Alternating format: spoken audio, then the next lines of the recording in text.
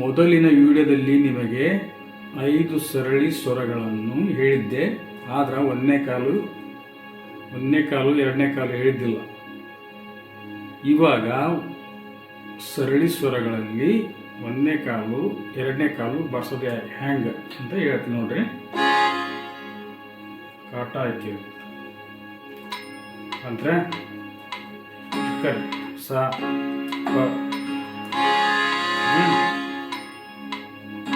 ಸಾರಿ ಗ ಮ ಸಾರಿ ಗ ಮ ಸಾರಿ ಗ ಮ ಧ ನಿ ಸ ಸಾ ನಿ ಧ ಪ ಸಾ ನಿ ಧ ಪ ಸಾ ನಿ ಧ ಪ ಮ ಗ ರೇ ಸ ಸಾರಿ ಗ ಮ ಸಾರಿ ಗ ಮ ಸಾರಿ ಗ ಮ ಪ ಧ ನಿ ಸ ಸಾ ನಿ ಧ ಪ ಸಾ ನಿ ಧ ಪ ಸಾ ನಿ ಧ ಪ ಮ ಗ ರೇ ಸ ಸಾರಿ ಗ ಮ ಸಾರಿ ಗ ಮ ಸಾರಿ ಗ ಮ ಪ ಧ ನಿ ಸ ಸಾ ನಿ ಧ ಪ ಸಾ ನಿ ಧ ಸಾ ನಿ ಧ ಪ ಮ ಗ ರೇ ಸ ಸಾರಿ ಗ ಮ ಸಾರಿ ಗ ಮ ಸಾರಿ ಗ ಮ ಪ ಧ ನಿ ಸ ಸಾ ನಿ ಧ ಪ ಸಾ ನಿ ಧ ಪ ಸಾ ನಿ ಧ ಪ ಮ ಗ ರೇ ಸ.